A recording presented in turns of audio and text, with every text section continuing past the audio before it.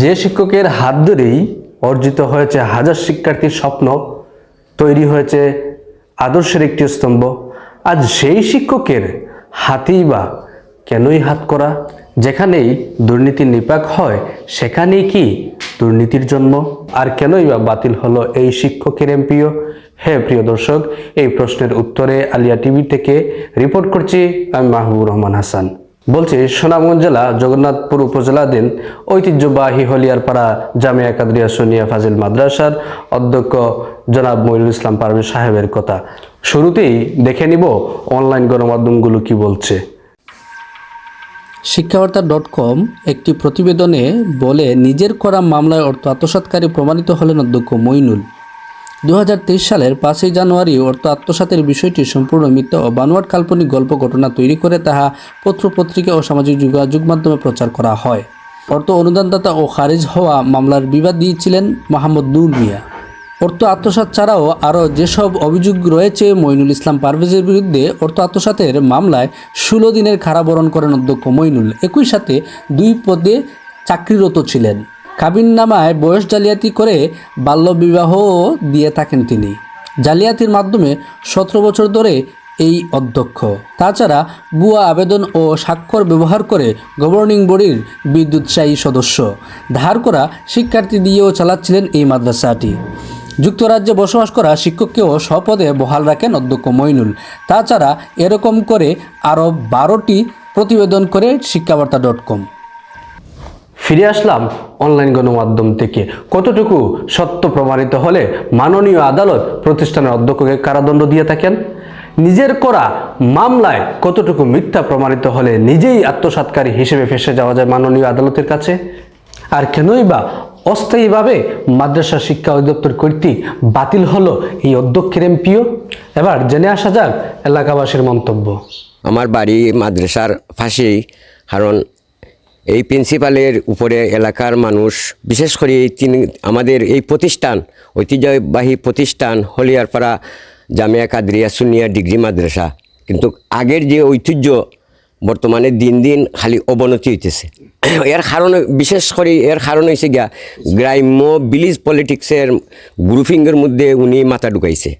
আর যার কারণে বিগত দিন একটা রাস্তা লইয়া গ্রাম্য গ্রুপিং থাকতে পারে, গ্রামের বিশেষ করে এই গ্রামের রাস্তা নিয়ে গ্রামের মানুষের থাকতে পারে, কিন্তু উনি এই গ্রামের রাস্তা নিয়ে যে কেলেঙ্কারিতে ঢুকার পরে এই কেলেঙ্কারি থেকে শুরু হইয়া উনি বিগত দিন আমাদের গ্রামের একজন সুনামধন্য একজন ডোনার, উনি সবসময় এই মাদ্রাসায় ডোনার হয়ে আসছেন, প্রবাসী নূর মিয়া সাহেব। উনি যৌথ অ্যাকাউন্টের হোল্ডার ছিলেন। উনার অজান্তে এই হোল্ডার সাইন জাল কইরা এই পারভেজ, কারণ সে এই একজন এত বড় একজন ডোনার, উনি সম্মানী ব্যক্তি, উনার জাল সাইন কইরা উনাকে জীবিত অবস্থায় উনাকে সে মৃত্যু করেছে। আমার জোর দাবি সে যেন আর পুনরায় পুনর্বহাল না হয়। যেভাবে অস্থায়ীভাবে সে বরখাস্ত হয়েছে, আমি বিশেষ করে সরকারের কাছে জোর দাবি সে স্থায়ীভাবে যেন বরখাস্ত হয়, আর আমাদের মাদ্রাসার পূর্ণভাবে যেন ঐতিহ্যটা ফিরে আসে। আমরা জানি ওই মাদ্রাসার, আমরা হলিয়ারপাড়া মাদ্রাসার যে প্রিন্সিপাল সাহেব আগে খুব ভালো আসলা, কারণ আমরা মাদ্রাসার যে শৃঙ্খলা আছিল শৃঙ্খলা এখন বিশৃঙ্খল হয়ে গেছে। আমরা চাইলাম না এই বিশৃঙ্খলার মাধ্যমে আর প্রিন্সিপাল সাহেবরে রাখতাম, তখন আমরা চাইলাম যে এই প্রিন্সিপালটা বদলাইয়া সরকারের মাধ্যমে নয়া একজন প্রিন্সিপাল আমরা চাইলাম। মানে নয়া একজন প্রিন্সিপাল আমরা দাবি যে নয়া একজন প্রিন্সিপাল আইলে মাদ্রাসা সুন্দরভাবে চলবো, আর এলাকার যে সুনামটা এটা আবার জায়গার থেকে দিব। আমাদের ঐতিহ্যবাহী হলিয়ারপাড়া গ্রামের ঐতিহ্যবাহী একটি প্রতিষ্ঠান হলিয়ারপাড়া ডিগ্রি মাদ্রাসার অধ্যক্ষ জনাব মোহাম্মদ মঈনুল ইসলাম পারভেজ সাহেবের, ওনার সাথে তো আমার ব্যক্তিগত কোনো বিরোধ না, এবং আমি এটাও জানি এবং আশা করি এই গ্রামের কারোর সাথে ওনার ব্যক্তিগত কোনো বিরোধ না, কারণ উনি অনেক ভালো ছিলেন, ওনার সুনামধন্য ছিলেন। কিন্তু বর্তমানে ওনার কিছু কার্যকলাপ এই প্রমাণিত, যেগুলো এই অনলাইন জগতে দেখতে পাচ্ছি, চোখের সামনে পড়েছে, এগুলো আসলে মানানসই বিষয় না। আর আমি যতটুকু জানতে পারি ওনার কার্যকলাপগুলো দেখতেছি, আমার মনে হয় না উনি এই মাদ্রাসায় যদি আর থাকেন তাহলে এই মাদ্রাসাটা উন্নতির দিকে যাবে।